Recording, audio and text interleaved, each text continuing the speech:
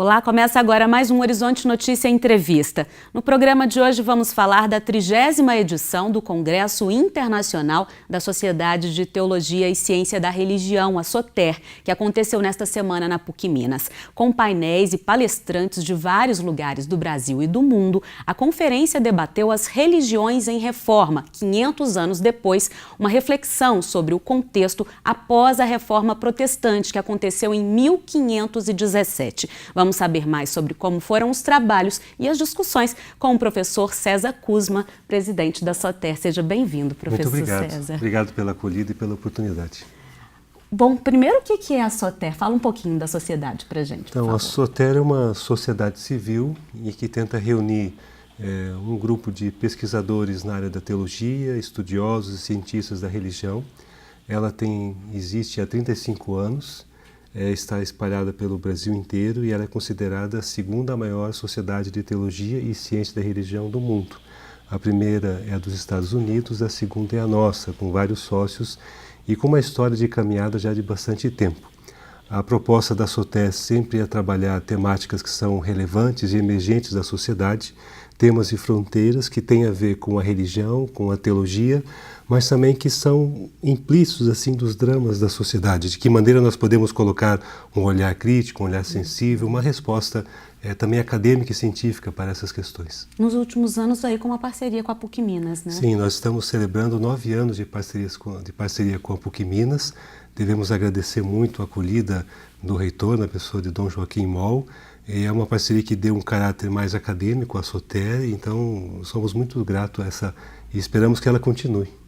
Então, 30 edições, né, agora neste ano desse Congresso Internacional. Fala um pouquinho desse congresso para a gente, qual que é o objetivo dele? Então, esse congresso que celebra um número importante, são 30 edições, e nós optamos por trabalhar o tema da reforma. Um pouco pela questão que no mundo inteiro hoje nós também vemos em Roma o próprio Papa Francisco chamando a atenção para a celebração, ou como dizem, para uma comemoração dos 500 anos da Reforma Protestante, como você bem falou, de 500 anos, né, que aconteceu num contexto específico, num horizonte histórico específico, numa realidade também teológica e religiosa específica, que tem uma razão de ser. Porém, hoje, 500 anos depois, nós temos um outro contexto histórico, religioso, político, teológico, cultural, e devemos olhar o passado, mas trazer reflexões para hoje e entender aquele contexto, mas não pensar no passado pelo passado, mas como que nós podemos aprender com ele e caminhar em novos horizontes para a frente. Mas o que foi essa reforma protestante? Então, a reforma protestante foi um movimento iniciado pelo monge Martinho Lutero, na Alemanha, que a partir de uma prática religiosa da Igreja Católica, como venda de indulgências, algumas outras questões também, começou a escrever assim, algumas teses questionando um pouco essa relação. Tem a história que ele pregou na porta da igreja onde ele era padre, essas 95 teses, e naquele mesmo momento também estava surgindo a imprensa. Essas teses começaram a se espalhar e em pouco tempo se espalhou pela Europa como um todo. Isso levou a alguns questionamentos. Então, o que nos leva à salvação? São as obras ou é fé? Qual é o papel da igreja? Qual é o papel dos cristãos? Qual é o papel da igreja com o Estado? Isso levou a um conflito também político, também religioso, e acabou desencadeando um rompimento da igreja romana, aí surgindo a igreja protestante, que depois tem outras ramificações também, e é um movimento que vem depois num processo. Hoje, 500 anos, e vamos colocar nos últimos 50, 100 anos, nós temos um caminho de aproximação, de diálogo ecumênico, de proximidade, declarações conjuntas. Existe muito mais coisas que nos unem do que nos separam, mas não podemos negar que há 500 anos de história que não pode ser ignorada. E o que foi essa semana de discussões em cima desse tema? Que reflexões principais vocês tiraram disso? Então, por ser uma sociedade que reúne estudiosos da religião e da teologia, no final de cada congresso nós discutimos numa assembleia quais são as temáticas mais importantes do momento. E foi levantado a questão que o ano de 2017 celebraria os 500 anos. Foi colocado em votação e isso foi aceito. Porém, a SOTER e a nossa intenção também não é fazer um diálogo muito específico, mas também amplo. Então, não optamos por limitar o discurso a apenas um debate sobre o catolicismo e o luteranismo, sobre essa relação entre a Igreja Católica e Luterana pela Reforma, mas como as demais igrejas cristãs, o cristianismo como um todo, e como que as outras religiões, as outras tradições também veem um processo de transformação. Então, nós tivemos aqui pessoas que tiveram uma marca assim, o que foi a Reforma Protestante, no seu contexto histórico, teológico, fazendo uma análise daquele tempo e relendo isso para hoje. Outras pessoas, quais são as implicações sociais, culturais, religiosas e teológicas desse momento.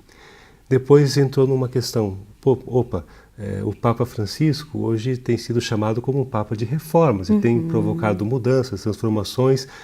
Quais são as reformas do Papa Francisco? Sim. Né?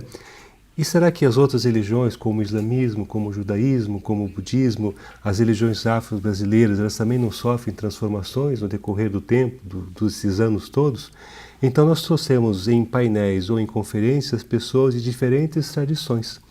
E pessoas que são do Brasil, pessoas que são dos Estados Unidos, Itália, Chile. Então acho que nós conseguimos uma abrangência maior. Aí nós não colocamos apenas o tema da reforma, Sim. mas religiões em reforma. Pois é, e o que vocês analisaram em cima disso aí?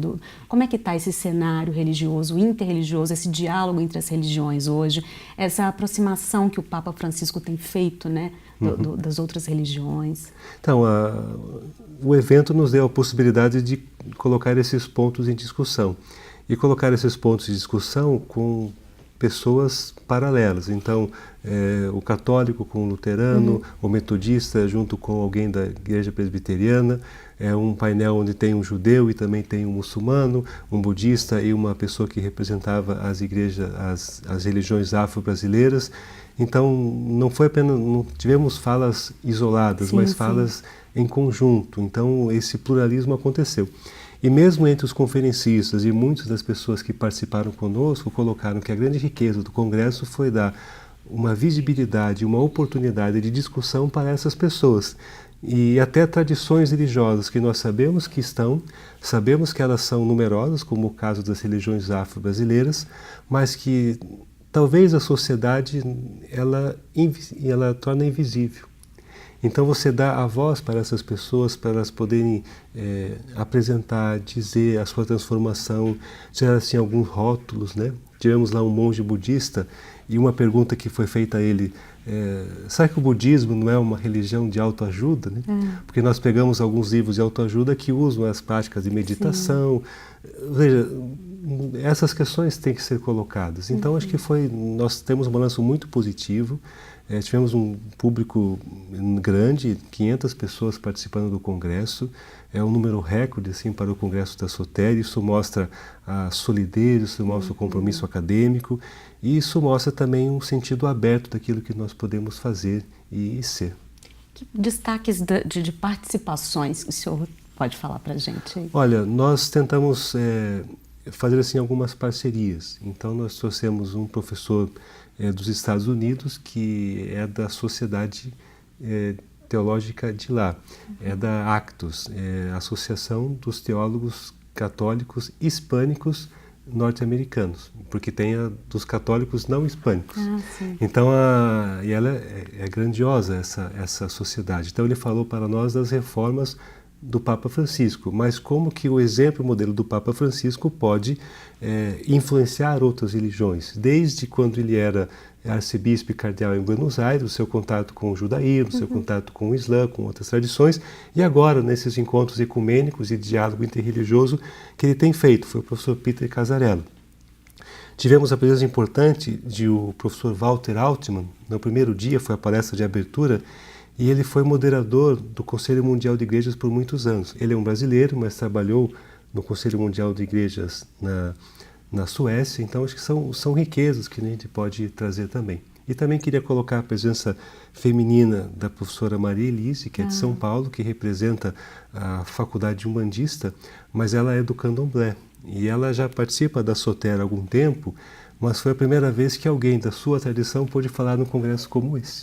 Que bacana. E também tivemos uma historiadora, a professora Silvia Scatena, que é italiana, que trabalhou sim em alguns aspectos de movimentos ecumênicos na Europa, como a comunidade de Taizé, né, que tem uma influência muito grande na juventude e tem uma marca de abertura, de compromisso. Acho que isso há uma carência dessas realidades na sociedade e a gente pode contribuir com isso dando luz, dando visibilidade e refletindo com um olhar sério, crítico, mas comprometido. Bacana.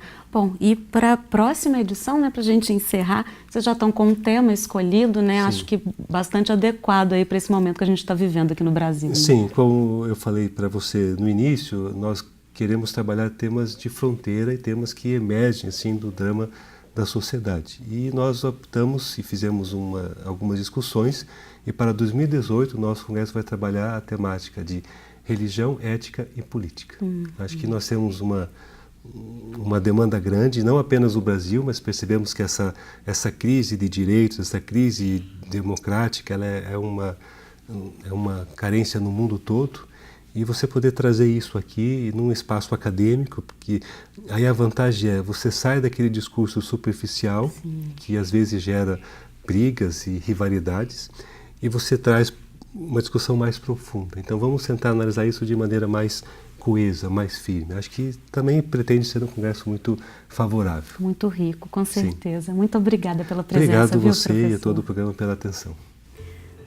O Horizonte Notícia Entrevista termina agora. Se quiser rever o programa, acesse o nosso site. Até a próxima. Tchau, tchau.